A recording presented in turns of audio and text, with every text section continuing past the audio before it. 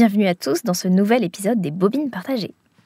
Nous sommes dans les années 60 et aujourd'hui on s'intéresse à Une femme est une femme, un film de Jean-Luc Godard sorti en 61. On s'attaque donc à un sacré morsif du cinéma aujourd'hui, Jean-Luc Godard. Bon, rappelons-le tout de suite, certains noms du cinéma effraient à cause de leur légende et évidemment on a toujours le droit de ne pas aimer certains maîtres, mais c'est quand même intéressant de comprendre ce qu'ils ont amené à un art. Et même les détracteurs de Jean-Luc Godard reconnaissent l'immense apport qu'il a eu sur le cinéma. En fait, pour comprendre Godard, il faut le voir moins comme un cinéaste que comme un créateur de formes, au même titre que l'a été Picasso pour la peinture par exemple. On peut dire, que l'on aime ou non son cinéma, qu'il y a eu un avant et un après Godard dans l'histoire de cet art.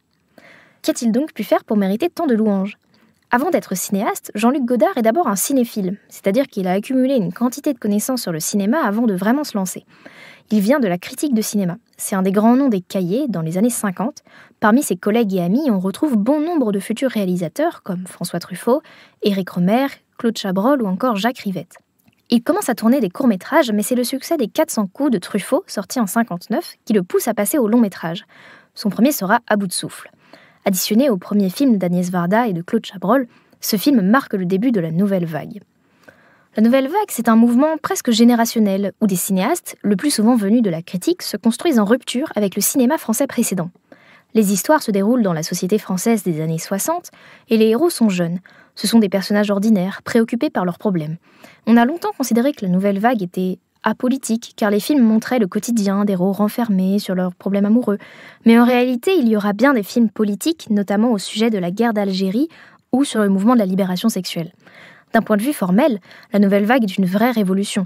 On abandonne le studio pour tourner en extérieur, on filme la ville, le son est direct, les caméras sont plus légères et on peut faire des mouvements plus libres, et les équipes sont réduites, ce qui donne un côté un peu artisanal, l'improvisation a une place plus centrale, et surtout on a un montage qui privilégie les effets de rupture. Et Godard, c'est un des réalisateurs clés de ce mouvement, car À bout de souffle a un grand retentissement critique et a réuni presque 2 millions de spectateurs en salle. Jusqu'à 1967, Godard enchaîne les films qu'on peut rattacher à la Nouvelle Vague, comme Vivre sa vie, 2 ou 3 choses que je sais d'elle, Masculin-féminin, mais aussi des films peut-être plus connus aujourd'hui comme Le Mépris ou Pierrot le Fou. Une femme est une femme, dont il sera question dans ce podcast, est réalisé pendant cette période. Mais, retournement de situation, Godard ne se résume pas à la Nouvelle Vague. Dans les années 60, Godard tourne des films plus politiques avant de se lancer dans le cinéma militant d'extrême gauche. Pendant 4 ans, il réalise carrément des films maoïstes au sein d'un groupe qui s'appelle le groupe Tsika Vertov, en hommage à un cinéaste russe du muet. C'est une façon de rompre avec cette idée de l'auteur tout-puissant qui a été popularisée par les cahiers. Ici, on a une forme collective. Puis il continue dans le militantisme avec des œuvres pro-Palestine, et il se lance aussi dans des projets autobiographiques. Dans les années 80, Godard renoue avec un cinéma plus classique entre guillemets, à la sauce Godard quand même. Bon, je confesse que je n'accroche pas vraiment à cette période pour des raisons que j'expliquerai plus tard. Et puis, à la fin des années 80, il commence un projet assez démentiel qui lui prendra 10 ans, Les Histoires du cinéma.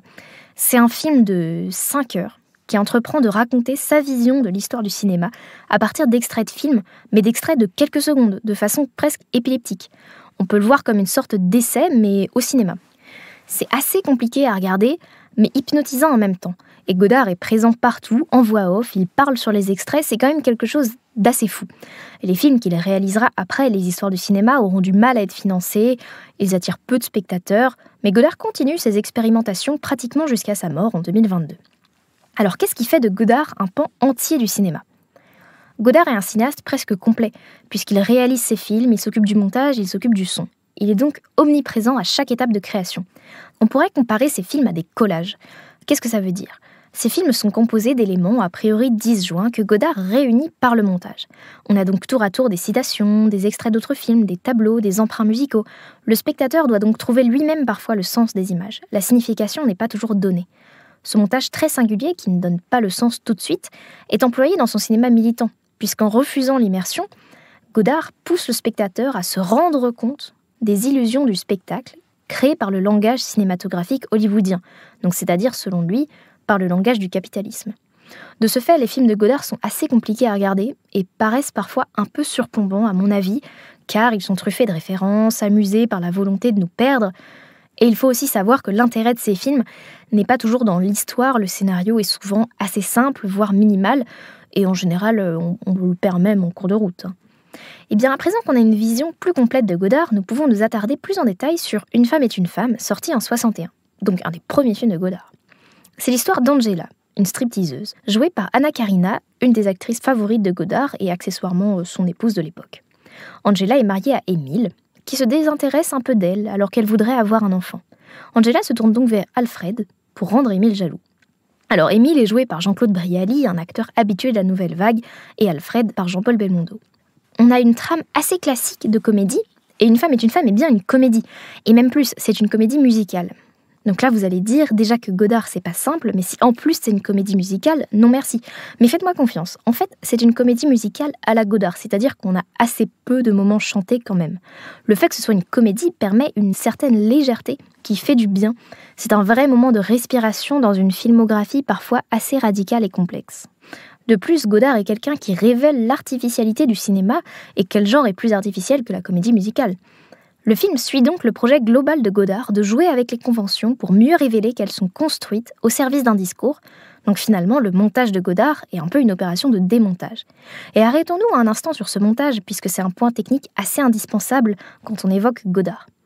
Le montage est l'opération, après le tournage, qui consiste à construire le film à partir des plans tournés. On les met à la suite des autres, on synchronise le son sur les images, et petit à petit, le film prend vie. La plupart des films ont un montage qu'on ne remarque pas. C'est-à-dire qu'à aucun moment on s'interroge sur la succession des séquences. Jamais quelque chose ne nous paraît illogique ou brusque.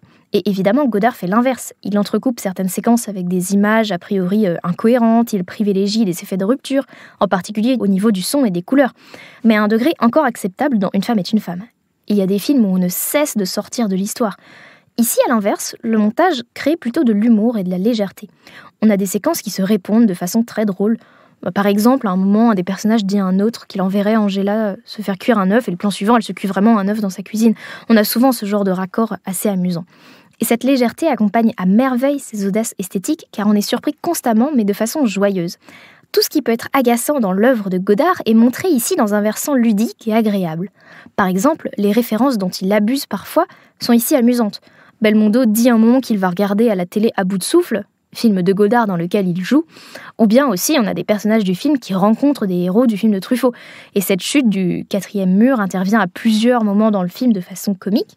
À noter aussi une séquence géniale où le couple s'insulte à partir de couvertures de livres. C'est-à-dire que le montage crée des phrases à partir des titres de livres découpés. Et cette séquence est vraiment à l'image du film, à la fois audacieuse et ludique.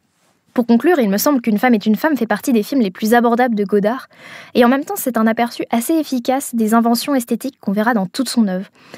Bon, prévenons tout de suite qu'il y a des éléments de dialogue qui ont assez mal vieilli et que l'image de la femme est un peu contestable par moments, mais c'est pas encore le pire de Godard, mais passons. Parmi mes autres films préférés, ou du moins que je recommande pour entrer dans l'œuvre de Godard, à côté des grands classiques, il y a Alphaville, un film de science-fiction qui aura sûrement droit à un podcast un jour. Enfin, si vous voulez vous lancer dans sa filmographie, il est plus simple de commencer par la période du début des années 60, puis de découvrir des films politiques de la fin de cette décennie, comme La Chinoise ou Weekend, qui sont déjà plus radicaux et compliqués à regarder, et rien que là, personnellement, j'ai un petit peu plus de mal. À noter qu'il y a aussi des extraits des histoires du cinéma sur YouTube. Ça vaut le détour. C'est compliqué à regarder, mais je pense qu'il n'y a pas d'équivalent à ça. Voilà, j'espère que ce podcast d'introduction à l'œuvre gigantesque de Godard aura démythifié un peu le personnage. Après, une œuvre comme ça, aussi riche et radicale, ça reste compliqué à regarder, mais il y a toujours des portes d'entrée plus simples, et je pense qu'Une femme est une femme peut constituer une porte d'entrée dans son œuvre. Et puis en plus, si vous n'aimez pas une période de Godard, il y en a peut-être une autre qui vous parlera plus. Quoi qu'il en soit, ça reste un réalisateur majeur, qu'on aime ou qu'on n'aime pas. Quiconque s'intéresse au cinéma doit se confronter à ce monument pour se faire son propre avis, bien sûr. Enfin, une fois n'est pas coutume, merci à DID Technologies de m'avoir prêté leur studio. Merci à mon copain qui m'aide côté son. Merci à Fréquence, la radio de l'ENS d'Ulm, qui est notre partenaire depuis peu et qui diffuse ses podcasts. Merci à vous pour votre écoute et à la semaine prochaine.